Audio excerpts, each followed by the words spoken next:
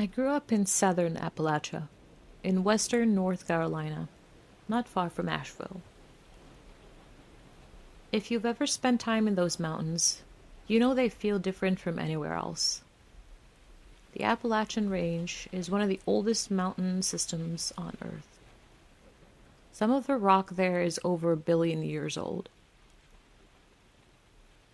People who grow up there learn very quickly that strange things sometimes happen in those woods. Some of them are harmless. Things people can't explain but don't feel threatening. But the thing I encountered was something else entirely. About 10 years ago, I was going to night school at AB Tech, studying automotive mechanics. My classes ended around 10 o'clock every night, and I would drive home through the mountains in my old 1973 Dodge pickup. Most nights I enjoyed the drive. The roads were empty and quiet. But one night, as I exited I-40 near my parents' house, something immediately felt wrong. The night seemed darker than usual, and all the sounds of the forest had stopped. Normally, when you drive through the mountains at night, you hear crickets, frogs, owls, something.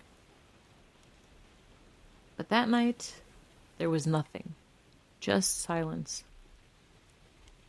I noticed something else as I drove past the gas station near our road. The lights were off. It was a 24-hour truck stop that had never closed before. Still, I tried to ignore the strange feeling and kept driving. As I rounded the curve near an old barn that had been there for decades, something suddenly ran out in front of my truck. A massive dog. I slammed on the brakes, and the truck skidded to a stop. For a moment, I just sat there, smelling burnt rubber, thinking I had just run over someone's dog. Then I smelled something else. Rotten flesh. At first, I assumed there must be roadkill somewhere nearby, so I shifted into reverse and checked my rear view mirror. That's when I saw it. The dog was standing behind my truck, but it wasn't on 4 legs anymore. It was standing upright, like a man. It had to be at least 10 feet tall. Its body was thin and emaciated, with loose gray skin hanging from its frame. Patches of dirty fur clung to its limbs. Its arms hung unnaturally low, and its face was almost human. But something about it looked wrong. The skin around its features seemed to move slightly, like it couldn't quite hold its shape. Where its eyes should have been, there were only empty sockets, and its mouth was filled with jagged teeth pointing in every direction. For a few seconds, we just stared at each other through the mirror. Then a porch light came on at a nearby house. The creature turned its head toward the light and ran into the woods on 2 legs. I drove home as fast as my truck could go. That night, I locked every door and loaded every firearm I owned. Around 3 in the morning, I started to fall asleep. Then I smelled it again. The same rotten smell. It slowly filled the basement.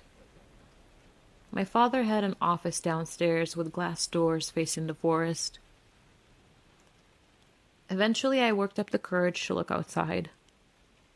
I shined my flashlight through the glass. At the edge of the woods, the creature was standing there, motionless, staring directly at me. I turned on the floodlights outside. It had moved closer. Now it stood between the trees and the house. Without thinking, I grabbed my shotgun and fired every round I had in its direction. The creature let out a horrifying scream and ran back into the woods. Years later, I moved away from Appalachia, hundreds of miles away.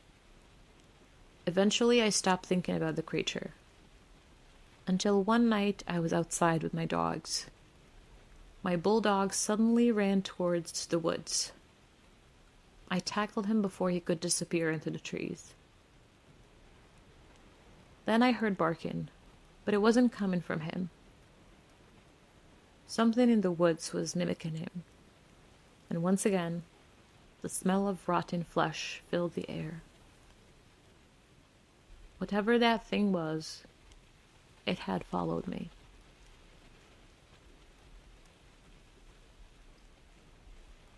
I've lived in the Appalachian Mountains my entire life. My family has been in those mountains for generations. If you grew up there long enough, you get used to the sounds of the forest at night. Crickets, owls, branches moving in the wind. But one night, I heard something I still can't explain. It started with my dog. I have a gold retriever named Ozzy. He's one of the friendliest dogs you could ever meet. In all the years I've owned him, I had never heard him growl. Until that night. It was around 11 at night when I took him outside before bed. The moment we stepped onto the property, Ozzy started growling. Not a normal growl, a deep, aggressive one. His fur was standing straight up along his back. He refused to leave my side. Then I noticed the door to my workshop was open. I knew I had closed it earlier that day. So I walked down to shut it. Ozzy stayed glued to my leg the entire time. He even tried to wedge himself between my legs while still growling. The second I closed the door, all hell broke loose in the woods. It sounded like dozens of people suddenly started running through the forest. Branches snapping, leaves thrashing, entire trees shaking. It sounded like 50 people sprinting through the woods at once. Ozzy and I ran back into the house. After grabbing a flashlight and my pistol, I stepped back outside to see what was out there. That's when I heard it. Voices. Everywhere. It sounded like people mumbling all around the house. Not speaking clearly, just murmuring. Like a crowd whispering. The strange part was that it sounded like the voices were surrounding the house from every direction. I shined my flashlight through the trees. Nothing. But the murmuring continued. It sounded like a gymnasium full of people whispering at the same time. I suddenly started to feel sick. My heart was racing, my stomach dropped. Ozzy and I went back inside and locked the doors. But the sounds didn't stop. All night long, it sounded like people were walking around the house. Footsteps on the gravel, the windows creaking, and the whispering never stopped. Every time I stood up to check outside, everything would go silent. No crickets, no frogs, nothing. Just total silence. Then the whispering would start again. It lasted the entire night. I didn't sleep at all. And to this day, I still don't know what surrounded my house that night.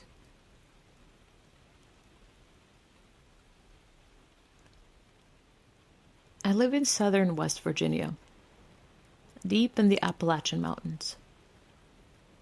If you've never been out there at night, it's hard to explain how dark it gets. The woods stretch for miles in every direction, and once the sun goes down, there's almost no light at all. A few years ago, my friend Mark came over to my house. We spent the night watching UFC fights and playing Xbox until we eventually got bored. It was already past 1 in the morning when we decided to take a walk down a nearby trail to smoke. The trail wasn't very long, but it ran deep into dense woods. About 30 minutes in, we stopped halfway down the trail. That's when I noticed something strange. The forest sounded extremely active. Branches snapping, animals moving everywhere. It felt like the entire forest was alive. But after a few minutes, everything went silent. Not quieter, but silent. And then we heard a voice. It came from somewhere deep in the woods. At first, I thought it was another person. But the more I listened, the less human it sounded. The voice was shaky and distorted, like an old toy speaker trying to imitate speech. It kept making strange sounds, almost like it was trying to form words, but couldn't quite do it. Mark and I looked at each other. Neither of us said anything. We just started running. But the voice never got quieter. No matter how far we ran, it stayed the same distance away, repeating those strange sounds over and over again. Eventually, we reached the end of the trail. As we slowed down to catch our breath, we heard it. A scream. Right behind us. It was violent, hateful, like something that wanted to tear us apart. Birds exploded out of the trees, and whatever made that scream was not human.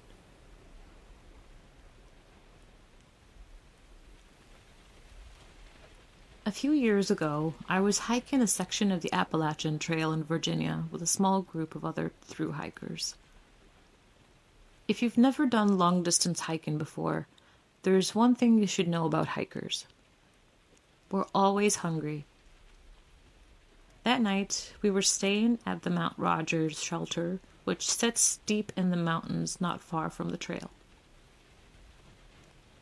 Someone mentioned that a local pizza place sometimes delivered food out if hikers called ahead. Technically, they weren't supposed to deliver beer, but sometimes they did. Earlier that evening, most of us had been caught in the storm, so by the time we reached the shelter, we were soaked and starving. Everyone threw in a few dollars, and we placed a pretty big order. Then we waited. The rain was still falling lightly when we saw headlights pull into a small gravel parking lot near the shelter. Pizza had arrived. A few of us grabbed jackets and walked out the shelter towards the car. We probably looked rough. Dirty hikers, soaked from rain, slowly walking toward a car in the dark woods. But the moment the driver saw us, something strange happened. The headlights suddenly switched to high beams. The van jerked backward as the driver slammed into reverse. The tires spun against the gravel. Then the van paused for a second. The engine revved, and the driver absolutely floored it out of the parking lot. The van fishtailed down the road and disappeared into the darkness. We all stood there in the rain, staring at each other. No one said anything for a few seconds. Finally, someone said, "What the hell was that?" About 15 minutes later, another vehicle pulled into the parking lot. This time, it actually was the pizza delivery driver. He stepped out carrying the food and looked at us standing there. Then he laughed and said, "Damn, you guys look like zombies." That's when it hit us. Whoever had pulled into the parking lot earlier wasn't the pizza driver. And judging by how fast they ran when they saw us, they must have thought they were seeing something far worse than a group of hungry hikers.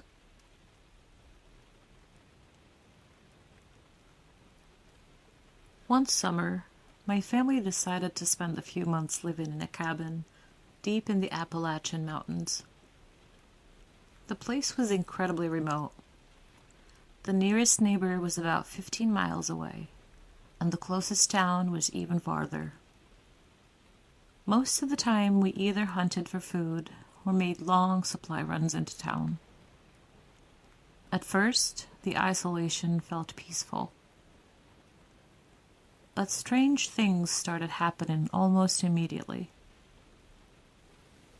One afternoon, my mom and I decided to hike through the woods behind the cabin. About 20 minutes into the hike, we came across something we didn't expect. An abandoned amusement park. The place looked like something out of a ghost town. Rusting rides, broken buildings, everything slowly being reclaimed by the forest. Neither of us had ever heard of it before. But the deeper we walked into the woods, the stranger things became. Not long after leaving the amusement park, we found another massive building hidden among the trees. An abandoned hospital. Neither of us could explain how we had wandered so far without crossing a single road. Eventually, we found our way back to the cabin and brushed it off as getting lost. But a few days later, something happened that scared us much more. My mom was driving my sister and me into town for supplies when we saw a man hitchhiking along the road. He was wearing a thick winter jacket, a balaclava, and a bicycle helmet. It was the middle of summer. My mom slowed down and asked if he needed help. When he spoke, something felt wrong. His voice sounded extremely high and distorted, almost like it didn't belong to him. He ignored my mom's question and simply said, "Ma'am, can I get a ride?" That's when I noticed something strange. He didn't have a backpack, no car nearby, no bike, nothing. Just those clothes. As my mom started to drive away, the man suddenly let out an inhuman scream and began running toward the car. We sped away and reported it to the police. They never found anyone. That night I woke up to the sound of tapping on my window. My bedroom was on the second floor. When I looked up, the same man was standing outside the window, his hands pressed against the glass. But when I looked at his face, I realized he didn't have eyes, just empty sockets. The moment I noticed, he suddenly dropped out of sight. When I looked outside again, he was gone. No footprints, no sound, nothing. After that night, my family never stayed in the cabin again, and none of us have ever stepped foot in those woods since.